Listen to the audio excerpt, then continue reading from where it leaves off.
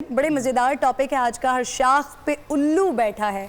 अब इसको किस तरह से एब्रिविएट किया जाएगा, कैसे सामने आएगा, ये बड़ा मज़े का होगा।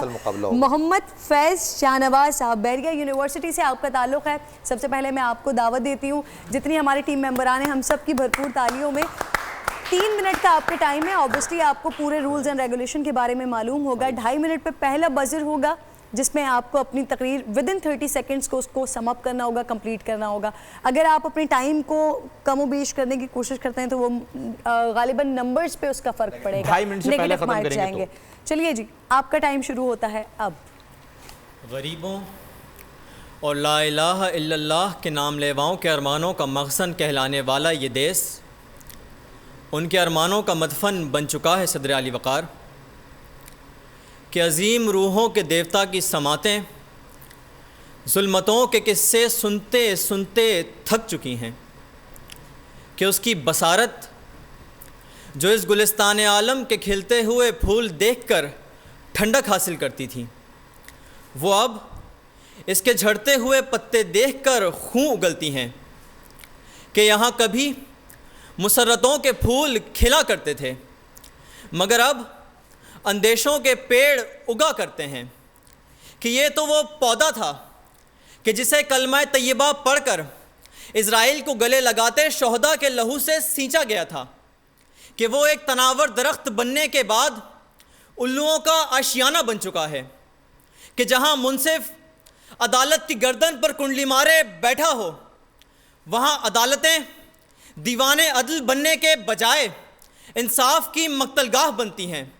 और इन्हीं अदालतों के बाहर नकीबुल्लाह के वालिद और इन जैसे कई मजलूम इंसाफ की दुहाई देते देते मिट्टी हो जाते हैं, कि जहां इंसाफ के अलम बरदार शैतानियत के पैरोकार बन जाएं, वहां काले कोट वाले काले भेड़िए बनते हैं जो लाहौर के मरीज़ों के लिए इंसानी अलमिया बन जाते हैं, कि इस गुलशन में कानून तो जंगल का है, मगर इसे नाफिज करने वाले अशरफुल मखलूकात का लिबादा ओढ़े कभी थर में मौत का दरिंदा बनते हैं, तो कभी रोटी कपड़ा और मकान के सब्ज बाग दिखाकर हमारे ज़मीरों को अगले 5 सालों के लिए सौदा कर लेते हैं, कि इन लोगों ने खेल के मैदानों को भी अपनी बदउनवानी की परछाइयों की नज़र किया, तो कभी आज़ादी सहाफ़त के नाम पर सच को झूठ और झूठ को सच दिखाकर सहाफ़त का जनाजा निकाला।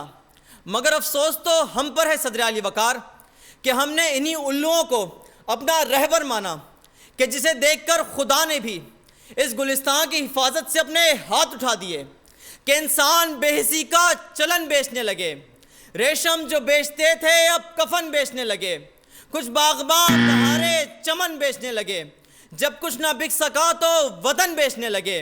लालच की हर दुकान पर सदाए फरोख्त है, अपना तो पूरा मुल्क ही बराए फरोख्त है। 13 सेकंड्स पहले इन्होंने अपने टाइम से तकरीर को ख़त्म किया है। मीसम अली टीएसए, आपसे आपका ताल्लुक़ है। मीसम, हम सब की भरपूर तालियों में आपको हम खुशामदीद कहते हैं और आपका टाइम भी शुरू होता है। एडजस्ट कर चुके हैं? जी जी, कर लीजिए, आगाज़ कीजिए। फर्श खाकी से जुड़ी हुई शाखें गुलकदा के दरख्तों को शिकायत कर रही हैं सदर आली वक़ार।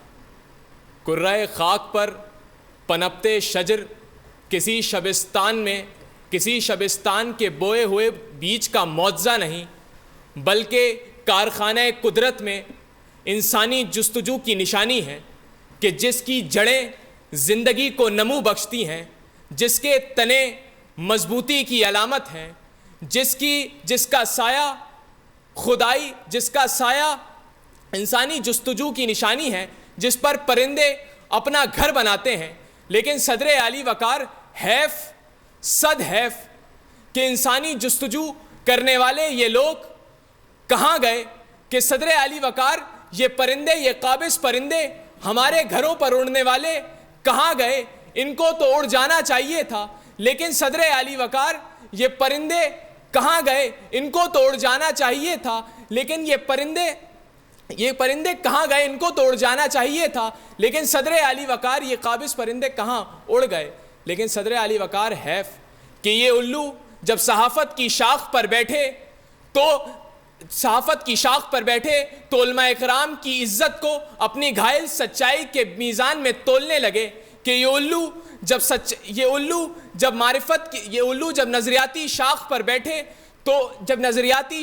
बैठे तो कभी सुर्ख ना बने तो कभी सफ़ेद ना बने, बल्कि कभी सफ़ेद ना बने ना सुर्ख बने, बल्कि अपने ख़याल ज़ीस्त में मस रहे कि उल्लू जब जुल्म परस्ती की शाख पर बैठे तो आली वकार कभी गज़ा की वादी तो कभी कश्मीर की वादी को खून से रंगीन तर कर गए और मुमलिकत खुदादात में सबीन महमूद, अब्दुल रहीम अख्तर, मशाल खान, सिप्ते जाफ़र और अमजद सावरी के लहू को कुलियात लहू बनाकर जुल्म के बाज़ारों में फ़रोख्त करने लगे। लेकिन सदर आली वकार बहुत हुआ ये जबरो इस्तबदाद का तमाशा कि शाख पर बैठने वाला, ख़ुद को मारिफत के आला दर्जे पर फायज करने वाला, अपने आप को ये समझता है कि वो इस मारिफत के आला दर्जे पर फायज होने वाला, ख़ुद को ये बात समझता है कि वो शाखे गुलिस्तान को बर्बाद कर जाएगा, लेकिन उसको मालूम नहीं कि किसी शाख से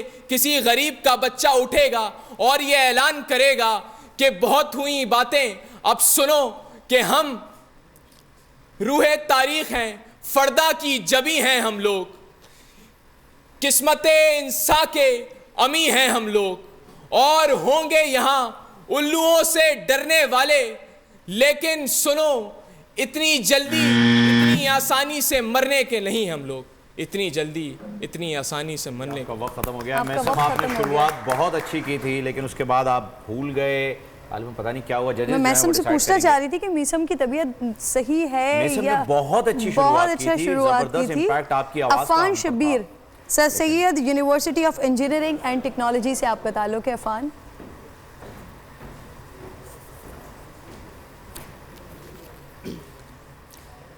झूठों ने आवाम से कहा है सच बोलो, झूठों ने आवाम से कहा है सच बोलो, सरकारी ऐलान हुआ है सच बोलो, और घर के अंदर बैठी है झूठी काबीना, दरवाजे पे लिखा हुआ है सच बोलो। सदर आली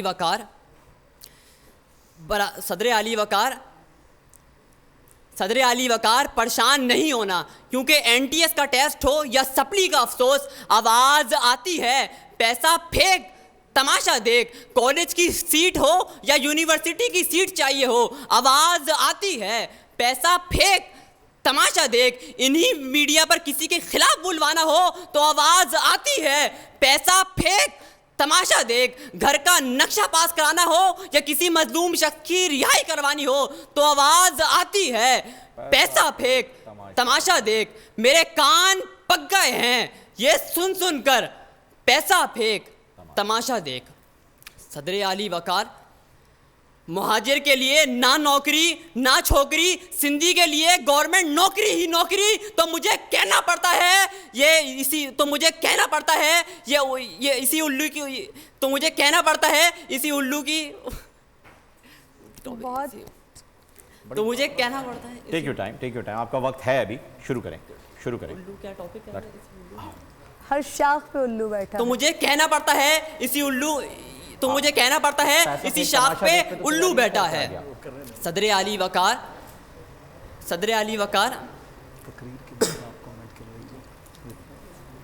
आपको टॉपिक मालूम था पहले से? जी।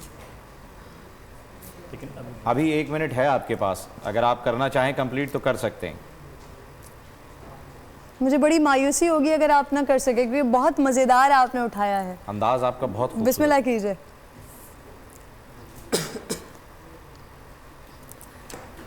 जजेस बताएंगे जी क्या करना है। ठीक है जी, नहीं ठीक है, तो रोस्टम छोड़ गए, मुकाबला है, छोड़ गए तो फिर बड़ी खूबसूरती से उन्होंने शुरुआत की थी, फिर अचानक से जो है वो महाजिर और सिंधी भी आ रहे थे बीच में, फिर वहीं से जो है, लेकिन जिस तरह से क्योंकि हमारे पास अब तक जितने भी फ़न खताबत के लिए लोग आए हैं वो उमूमन ऐसे आए हैं जिन्होंने जज्बा और यहाँ पर वो आपका बर्दाश्त का एक लेवल का टेस्ट, लेकिन ये थोड़ा चुलबुलापन था इसके अंदर, तंजो मजाक बिल्कुल था जो है वो जी। आने वाले दिनों में मौज़ूआत भी ऐसे मिलेंगे इंशाल्लाह। चलें, बहुत अच्छी बात है। तो ये मुझे एक छोटा सा दिखाई दिया था, लेकिन बड़ी मायूसी हुई जब वो रोस्टरम छोड़कर चले गए।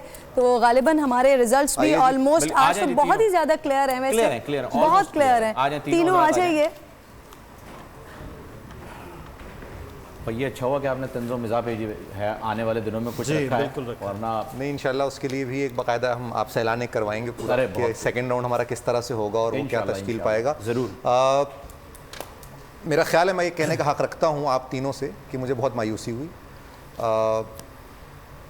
मैंने पहले भी शुरू के एपिसोड में बात कही थी आने वाले मुक़र्रीरीन से कि नेशनल टेलीविज़न पर अपनी सलाहियत दिखाने का मौका पाकिस्तान में बदकिस्मती से साल में एक बार मिलता है, और हमें जब ये मौका मिलता है कि हम उस सेगमेंट को आपके लिए तश्कील दें और मौज़ूआत चुनें और पार्टिसिपेंट्स का सिलेक्शन हो, तो हम बड़ी तैयारी के साथ और अपनी सलाहियतें बेहतरीन तौर पे सामने लाते हुए काम करते हैं।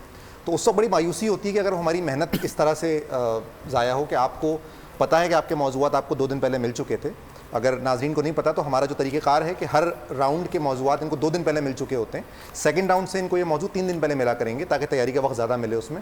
उसके बाद भी अगर कुछ ऐसी सूरत हाल हो तो ज़रा मुश्किल होता है मेरे लिए अपने टीम के सामने जस्टिफाई करना कि जी मैं बेहतरीन टैलेंट चुन कर लाया हूँ कराची से मुक़र्रीरीन का। तो एक तो वो बात, दूसरी है कि सबसे जो आपकी सीरियसनेस शो होती है वो ये कि आपको मौजू याद है कि नहीं। तो अगर आप मौजू भूल गए रोस्ट्रम पे आके, प्रेशर अपनी जगह, चीज़ों का भूलना अपनी जगह। मैं मीसम को इसमें एक चीज़ पर ज़रूर दाद दूंगा कि आप भूले, वो हमें पता चल चुका था कि आप भूल गए, लेकिन आपने अपना वक्त मुकम्मल किया। आपका जो मवाद था आपने हर हाल में कोशिश की कि आपको उसको डिलीवर करें, और वो आप डिलीवर करके गए। आपने 2.5 मिनट का वक्त अपना पूरा लिया और आप उसको पूरा करके गए। हमारे उस्ताद हैं जो हमें सबको, मेरा ख्याल है सबको सिखा चुके हैं, आबिद अली उमंग साहब। उनका एक बड़ा मशहूर किस्सा है कि वो जब पहली बार तकरीर करने गए थे रोस्ट्रम पे किसी मुकाबले में, तो वो भूल गए थे और उन्होंने खामोश खड़े होकर वक्त अपना मुकम्मल किया था 2.5 मिनट का, फिर वो नीचे उतर के आ गए थे। तो ये भी एक चैलेंज होता है मुकाबले में कि आप अपना वक्त मुकम्मल फेस करना, ऑडियंस को फेस करना, अपने वक्त आपको जो मिला उसको मुकम्मल करना। तो फैसला मेरा ख्याल है बड़ा वाज़ेह, अगर आप कुछ इसमें कलमात शामिल करना फैसला तो खैर बड़ा क्लियर है, लेकिन ये जो बात कर रहे हैं कि आप नेशनल टेलीविज़न पर आपको इसलिए सेलेक्ट किया गया कि आप बेहतर परफॉर्म करेंगे, अच्छा टैलेंट सुनने को मिलेगा पूरे पाकिस्तान और पाकिस्तान से बाहर भी जो बोल रमज़ान ट्रांसमिशन देख रहे हैं लोग। लेकिन उसमें अगर आपने ये मौका ज़ाया किया तो किसी का वो मौका था जो आपकी वजह से ज़ाया हुआ है। शायद वो आपकी जगह पे होते तो ऑलरेडी ज़्यादा परफॉर्म कर सकते, वो देख भी रहे हैं। इसलिए अगर आइंदा भी ज़िंदगी में कभी भी ऐसे मौके मिलते हैं, मौके आपको यूनिवर्सिटीज़ कॉलेजेस की तरफ से मिलते हैं, तो वो भी पूरे 2000-4000 बच्चों में से निकाल के आपको मौका मिलता है, तो इसका ज़रूर ख्याल कीजिएगा। बाकी रिज़ल्ट तो बहुत ज़्यादा क्लियर है, और आज के जो फाइज़ शाहनवाज हैं वो आज के विनर हैं, सेकंड राउंड में जा रहे हैं। सेकंड राउंड में मुबारक आपको बहुत बहुत हो जा रहे हैं। फाइज ने एक अपनी तकरीर के अंदर एक जुमला बोला था, मैं उस पर थोड़ा सा अपना कमेंट कर दूं। वैसे तो आप बड़े मार्जिन से फ्री हो फर्स्ट आ गए।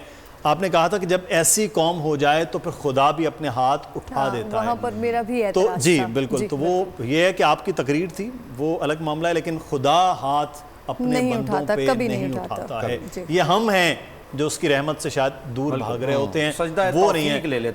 आज भी जो है वो तो इसमें है कि वो खुदा की रहमत से जब मायूस नहीं होते हम, तो क्योंकि उसकी रहमत तो है, हम नहीं उसकी तरफ रुजू पहुंच नहीं पा रहे हैं, हम वो इबादत आपकी तकरीर कर नहीं पा रहे। बहुत अच्छी थी और बड़ी उसको कंपोज आपने तकरीर को किया, जबरदस्त। गिफ्ट पर भी आज तो सबको गिफ्ट हैम्पर मिलेंगे जिन्होंने तकरीर पूरी नहीं की। बल्कि मैं तो कह रहा हूं दोनों से तो लेने चाहिए। जितनी मायूसी, और ये बात मुदस्सिर आपने बड़ी इंपॉर्टेंट बात कही, और वाकईतन आप लोगों को भी और जो देख रहे हैं उन तमाम लोगों को भी ये सीखने और सोचने की ज़रूरत है कि जिस तरह से हम डॉक्टर्स के जब एंट्री टेस्ट के लिए जाते हैं, उसी तरीके से यहाँ पर भी अगर आप अपॉर्चुनिटी को अवेल करते हैं और उसके साथ जस्टिफाई नहीं कर पाते तो फिर आपके यहाँ आने का फ़ायदा नहीं है। आप उन लोगों का हक मार रहे हैं जो अपने घर पर बैठ के ये देख रहे होंगे और सोच रहे होंगे कि हम इससे अच्छा परफॉर्म कर सकते थे। अच्छा, इसमें तो सिर्फ एक चीज़ है कि जस्टिफाई करें, बड़े अच्छे मुकर्रीरीन हैं क्योंकि हम मेहनत नहीं की, मुकर्रीरीन है, ग्रांटेड ले लिया आपने। बिल्कुल आपकी सही बात है। अगले राउंड में जो है वो जरा टफ कंपटीशन, बहुत टफ कंपटीशन आने वाला है। हमने 12 रोज़ों में देखा है ये, बहुत सारे बेशुमार लोग ऐसे गए, आप जैसे बहुत कम आए हैं,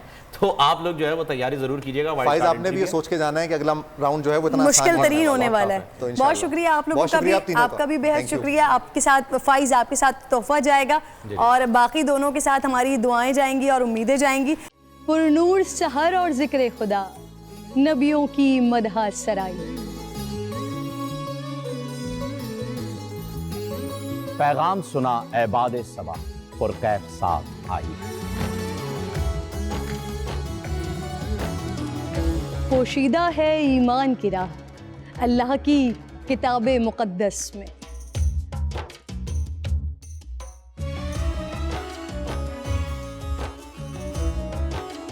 बस गौर व फिक्र का दर है खुला, हिकमत से सजी इस महफिल में। है लब पे दुआ जिदनी इल्मा, रोशन ही रहे ये सारा जहां। रिमझिम रिमझिम रहमत की घटा, हर एक ने हिदायत पाई। नेमत और बरकत से सजा, इफ्तार और सहर का दस्तरख्वां। नन्हे फूलों ने मिलके कहा, आज रोजा कुशाई है। रमजान मुबारक की खुसूसी नशरियात रमजान में वो।